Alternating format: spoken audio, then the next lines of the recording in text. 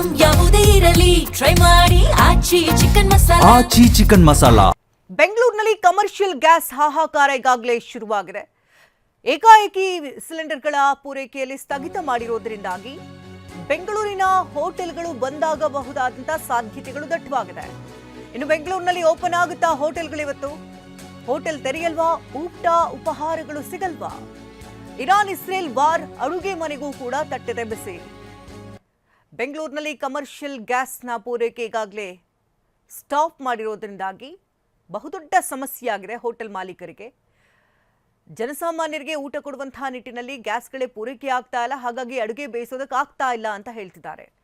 ಇನ್ನೂ ಕೆಲವು ಕಡೆ ಒಲೆ ಗ್ಯಾಸ್ಗಳನ್ನು ಕೂಡ ಯೂಸ್ ಮಾಡ್ಕೊಳ್ತಾ ಇದ್ದಾರೆ.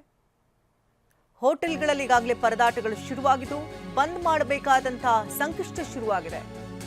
ಕಮರ್ಷಿಯಲ್ ಗ್ಯಾಸ್ ಅಭಾವಕ್ಕೆ ಮಾಲೀಕರಂತೂ ವಿಲವಿಲ ಅಂತಿದ್ದಾರೆ.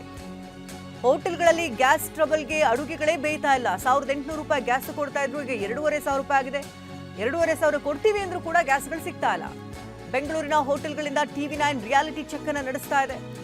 ಯಾವ ರೀತಿ ದೊಡ್ಡ ಸಮಸ್ಯೆಗಳಾಗ್ತಾ ಇದೆ ಅಲ್ಲಿ. ಜನಸಾಮಾನ್ಯರು ಎಂದಿನಂತೆ ಹೋಟೆಲ್ಗೆ ಹೋಗಿ ತಿಂಡಿ ತಿನ್ಕೊಂಡು ಕೆಲಸಕ್ಕೆ ಹೋಗ್ಬೋದು ಅಂತ ಏನಾದರೂ ಪ್ಲಾನ್ ಮಾಡ್ಕೊಂಡ್ರೆ ಅದು ಕೂಡ ಕಷ್ಟ ಸಾಧ್ಯ ಆಗುತ್ತೆ. ಈಗಾಗಲೇ ಇಲ್ಲಿವರೆಗೆ ಏನ್ ಸ್ಟಾಕ್ ಇಟ್ಕೊಂಡಿದ್ದಾರೋ ಆ ಸಿಲಿಂಡರ್ಗಳು ಮಾತ್ರ ಬಳಕೆ ಮಾಡ್ತಾ ಇದ್ದಾರೆ.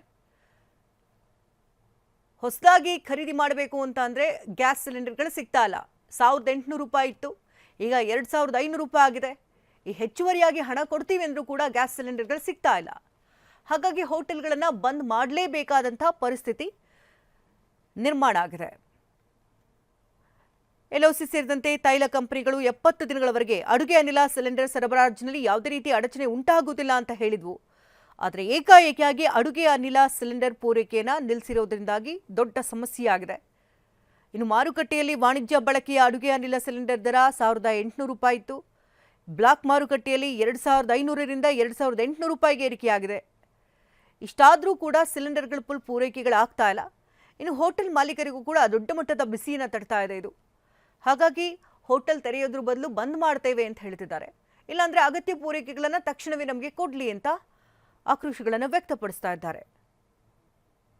ಇನ್ನು ಬೆಂಗಳೂರಿನಲ್ಲಿ ನಾವು ನೋಡೋದಾದ್ರೆ ಲಕ್ಷಾಂತರ ಮಂದಿ IT ಉದ್ಯೋಗಿಗಳಾಗಿರ್ಬೋದು, ವಿದ್ಯಾರ್ಥಿಗಳು, ದಿನಗೂಲಿ ಕಾರ್ಮಿಕರು ಇವರೆಲ್ಲರೂ ಕೂಡ ಊಟಕ್ಕಾಗಿ ಹೋಟೆಲ್ಗಳನ್ನೇ ಅವಲಂಬಿಸಿರ್ತಾರೆ. ಹೋಟೆಲ್ಗಳು ಬಂದಾದರೆ ಅಂದರೆ ಬೀದಿ ಬದಿನಲ್ಲಿ ಮಾಡುವಂತಹ ಆಹಾರಕ್ಕೂ ಕೂಡ ತೆರಳುತ್ತಾರೆ.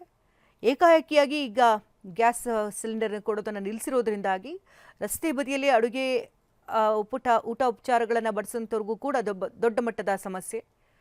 ಸಣ್ಣ ಪುಟ್ಟ ಒಂದು ಬಿಸ್ನೆಸ್ ಅನ್ನು ಮಾಡಿಕೊಂಡು ಜೀವನ ನಡೆಸ್ತಾ ಇರ್ತಾರೆ, ಅವ್ರಿಗೂ ಕೂಡ ದೊಡ್ಡ ಮಟ್ಟದಲ್ಲಿ ಇದು ಸಮಸ್ಯೆಯನ್ನು ತಂದೊಡ್ತಾ ಇದೆ. ಬೆಂಗಳೂರಿನಾದ್ಯಂತ ಹಲವು ಹೋಟೆಲ್ಗಳು ಏಕಾಏಕಿಯಾಗಿ ಬಂದ್ ಮಾಡಲೇಬೇಕಾದಂತ ಪರಿಸ್ಥಿತಿ ನಿರ್ಮಾಣ ಆಗಿದೆ.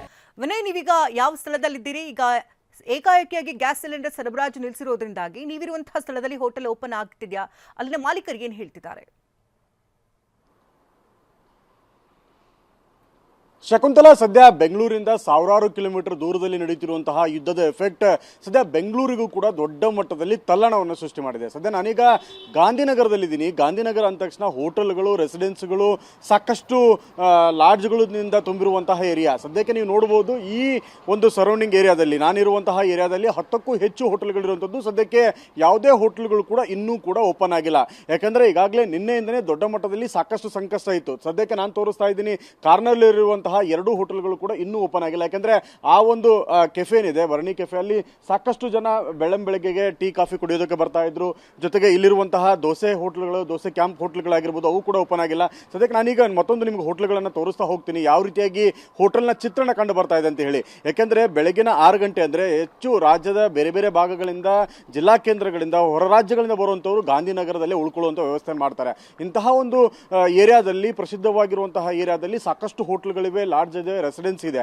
ಆದರೆ ಬೆಳಗ್ಗೆಯಿಂದಲೂ ಕೂಡ 6 ಗಂಟೆ ನಂತರವೂ ಕೂಡ ಯಾವುದೇ ಹೋಟೆಲ್ಗಳು ಕೂಡ ಇನ್ನೂ ಓಪನ್ ಆಗಿಲ್ಲ. ಯಾಕಂದ್ರೆ ಈಗಾಗಲೇ ನಿನ್ನೆನೆ ಸಾಕಷ್ಟು ಮಾಹಿತಿಯನ್ನು ಹೋಟೆಲ್ ಮಾಲೀಕರು, ಹೋಟೆಲ್ ಅಸೋಸಿಯೇಷನ್ ಕೂಡ ಕೊಟ್ಟಿದ್ರು. ನಮ್ಮಲ್ಲಿ ಮಂಗಳವಾರದಿಂದ ರನ್ ಮಾಡೋದಕ್ಕೆ ಬೇಕಾಗಿರುವಂತಹ ಕಮರ್ಷಿಯಲ್ LPG ಗ್ಯಾಸ್ ಇಲ್ಲ, ಹೀಗಾಗಿ ನಾವು ರನ್ ಮಾಡೋದಕ್ಕೆ ಸಾಧ್ಯನೇ ಇಲ್ಲ ಅಂತ ಹೇಳಿ ಸದ್ಯಕ್ಕೆ ತೋರಿಸ್ತಾ ಇದ್ದೀನಿ. 6 ಗಂಟೆ ನಂತರವೂ ಕೂಡ ಹೋಟೆಲ್ ಓಪನ್ ಆಗಿಲ್ಲ. ಯಾಕೆಂದ್ರೆ ಅವರಿಗೆ ಬೇಸಿಕ್ ನೀಡ್ ಆಗಿ ಗ್ಯಾಸ್ ಇದ್ರೆ ಮಾತ್ರ ಹೋಟೆಲ್ ಓಪನ್ ಮಾಡೋದಕ್ಕಾಗತ್ತೆ. ಹೀಗಾಗಿ ಸದ್ಯಕ್ಕೆ ಹೋಟೆಲ್ಗಳು ಓಪನ್ ಆಗಿಲ್ಲ. ಬೆಳಗ್ಗೆಯಿಂದನೂ ಕೂಡ 5 ಗಂಟೆಯಿಂದಲೇ ಸಹಜವಾಗಿ ಏನು ಈ ಹೋಟೆಲ್ಗಳು ಓಪನ್ ಆಗುತ್ತೆ. ಬೇಸಿಕ್ ಆಗಿ ಟೀ ಕಾಫಿ ತಿಂಡಿಗಳನ್ನು ಸಿದ್ಧಪಡಿಸುವಂಥದ್ದಾಗಿರ್ಬೋದು ಎಲ್ಲವನ್ನು ಕೂಡ ಸಿದ್ಧಪಡಿಸೋದಕ್ಕೆ ಮುಂದಾಗ್ತಾರೆ. ಆದರೆ ಈ ಒಂದು ಹೋಟೆಲಲ್ಲಿ ಇನ್ನೂವರೆಗೂ ಕೂಡ ಸೆಟ್ರಸನ್ನು ಎಳೆದಿಲ್ಲ, ಓಪನ್ನು ಕೂಡ ಮಾಡಿಲ್ಲ. ಸದ್ಯಕ್ಕೆ ಸಿಬ್ಬಂದಿಗಳು ಕೂಡ ಕಾಣಿಸ್ತಾ ಇಲ್ಲ. ಅಂದರೆ ಬೆಂಗಳೂರಿನ ಸದ್ಯದ ಚಿತ್ರಣ ಹೇಗಿದೆ ಅಂದರೆ 6 ಗಂಟೆಯ ಬಳಿಕವೂ ಕೂಡ ಹೋಟೆಲ್ನ ಕಾಫಿ ತಿಂಡಿ ವಿಭಾಗ ಆಗಿರ್ಬೋದು, ಜೊತೆಗೆ ಸಿದ್ಧಪಡಿಸುವಂತಹ ತಿಂಡಿಗಳೇನಿರ್ತಾವಲ್ಲ, ಬೆಳಗ್ಗೆ 4 ಗಂಟೆಗೆ ಸಿಬ್ಬಂದಿಗಳು ಹೋಟೆಲ್ಗೆ ಬರ್ತಾರೆ, ತಿಂಡಿಯನ್ನು ಸಿದ್ಧಪಡಿಸೋದಕ್ಕೆ ಮುಂದಾಗ್ತಾರೆ.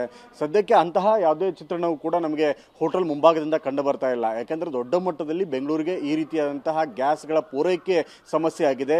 ಹೀಗಾಗಿ ಇವತ್ತು ಬಹುತೇಕ ರಾಜಧಾನಿಯ ಹೋಟೆಲ್ಗಳ ಚಿತ್ರಣ ಇದೇ ಆಗಿರುತ್ತೆ. ಹೀಗಾಗಿ ಹೋಟೆಲ್ಗಳು ಕೂಡ ಬಂದ್ ಆಗಿವೆ, ಇನ್ನೂ ಕೂಡ ಓಪನ್ ಆಗಿಲ್ಲ.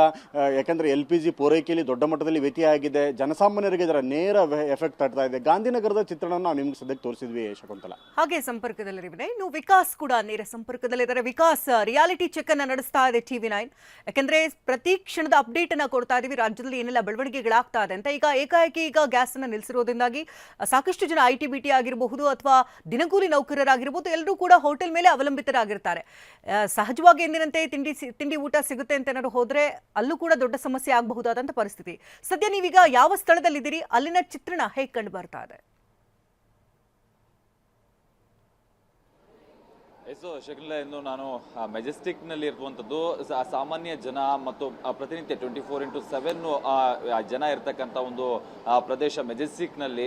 ನಾನೀಗ ಕದಂಬ ಹೋಟೆಲ್ನಲ್ಲಿ ಇರುವಂಥದ್ದು. ಗಮನಿಸ್ತಾ ಇದ್ದೀವಿ ಇವತ್ತಿನ ಮಟ್ಟಿಗೆ, ಅಂದರೆ ಇಲ್ಲಿ ನಾನು ಸಾಮಾನ್ಯವಾಗಿ ಮಾತನಾಡಿಸುವಂಥ ಸಂದರ್ಭದಲ್ಲಿ ಅವ್ರು ಹೇಳ್ತಾ ಇರುವಂಥದ್ದು ಇವತ್ತೊಂದು ದಿನ ಅಥವಾ ನಾಳೆವರೆಗೆ ಏನೋ ಒಂದು ಕಡೆ ಮೇಂಟೈನ್ ಮಾಡಬಹುದು, ನಾಡಿದಿಂದ ನಮಗೆ ತುಂಬ ಕಷ್ಟ ಆಗ್ಬೋದು. ಯಾಕಂದರೆ ಅಂದರೆ ಸುಮಾರು ಬೆಂಗಳೂರಿನಲ್ಲಿ ಹೇಗಾಗಿದೆ ಅಂತ ಹೇಳಿದ್ರೆ 100 ಗ್ಯಾಸ್ ಕೊಡ್ತಾ ಇದ್ದ ಜಾಗದಲ್ಲಿ ಈಗ 25 ಗ್ಯಾಸ್ಗಳಷ್ಟೇ ಇರುವಂಥದ್ದು. ಅದು ಕೂಡ ತೀರಾ ಪ್ರೆಷರ್ ಹಾಕಿಬಿಟ್ಟು ಒತ್ತಡವನ್ನು ಹೇರ್ಬಿಟ್ಟು ಅವರಿಂದ ಗ್ಯಾಸನ್ನು ಪಡಿಬೇಕಾಗತ್ತೆ. ಸೊ ಗಮನಿಸ್ತಾ ಇದ್ವಿ ಎಷ್ಟೊಂದು ಜನ ಬೆಳಗ್ಗೆ ಹೊರ ಊರುಗಳಿಂದ ಬೆಂಗಳೂರಿಗೆ ಬರುವಂಥವ್ರು, ಇಲ್ಲಿಂದ ಹೊರಗಡೆ ಹೋಗುವಂಥವ್ರು. ಸೊ ಎಲ್ಲರೂ ಕೂಡ ಡಿಪೆಂಡ್ ಆಗಿರುವಂಥದ್ದು ಹೋಟೆಲ್ ಮೇಲೆ. ಸೊ ಬೆಳಿಗ್ಗೆ ತಿಂಡಿ ಆಗಿರ್ಬೋದು, ಮಧ್ಯಾಹ್ನ ಊಟ ಮತ್ತು ರಾತ್ರಿಯ ಊಟಗಳಿಗೆ ಡಿಪೆಂಡ್ ಆಗಿರುವಂಥದ್ದು ಹೋಟೆಲ್ ಊಟದ ಮೇಲೆ. ಸೊ ಆದರೆ ಹೋಟೆಲ್ ಮಾಲೀಕರು ಈಗ ಆತಂಕಕ್ಕೊಳಗಾಗಿರುವಂಥದ್ದು, ನಾವು ತುಂಬ ಒತ್ತಡವನ್ನು ಹಾಕಿ ಇನ್ಫ್ಲೂಯೆನ್ಸ್ ಮಾಡಿ ಗ್ಯಾಸನ್ನು ಪಡಿಬೇಕಾದಂಥ ಅನಿವಾರ್ಯತೆ ಮತ್ತು 1 to double ಹಣವನ್ನು ಕೊಟ್ಟು ನಾವು ಗ್ಯಾಸನ್ನು ಪಡಿಬೇಕಾದಂಥ ಅನಿವಾರ್ಯತೆ ಸೃಷ್ಟಿಯಾಗಿದೆ. ಇದು ಒಂದು ಕಡೆ ಎಲ್ಲೊಂದು ಕಡೆ ಕೃತಕ ಅಭಾವವನ್ನು ಸೃಷ್ಟಿ ಕೂಡ ಮಾಡಿದ್ದಾರೆ ಏನು ಗ್ಯಾಸ್ ವೆಂಡರ್ಸ್ಗಳು ಅಂತಕ್ಕಂಥ ಮಾತುಗಳನ್ನು ಕೂಡ ಇಲ್ಲಿಯ ಹೋಟೆಲ್ ಮಾಲೀಕರುಗಳು ಕೂಡ ಹೇಳ್ತಾ ಇರುವಂಥದ್ದು. ಒಟ್ಟಾರೆ ಇವತ್ತು ಸಂಜೆವರೆಗೆ ನಾವೇನೋ ಮೇಂಟೈನ್ ಮಾಡ್ಬೋದು, ನಾಳೆಯಿಂದ ಏನು ಮಾಡಬೇಕು ಗೊತ್ತಾಗೋದಿಲ್ಲ. ಬಟ್ ನಾವು ಯಾವುದೇ ರೀತಿಯಂತಹ ಬಯೋಗ್ಯಾಸಸ್ ಆಗಿರ್ಬೋದು ಅಥವಾ ಸೌದೆ ಒಲೆಗಳಾಗಿರ್ಬೋದು ಅದು ಯಾವುದನ್ನು ಕೂಡ ಬೆಂಗಳೂರಲ್ಲಿ ಯೂಸ್ ಮಾಡೋದಕ್ಕಾಗೋದಿಲ್ಲ. ನಾವು ಅದಕ್ಕೆ ಪ್ರಿಪೇರ್ ಕೂಡ ಆಗಿಲ್ಲ.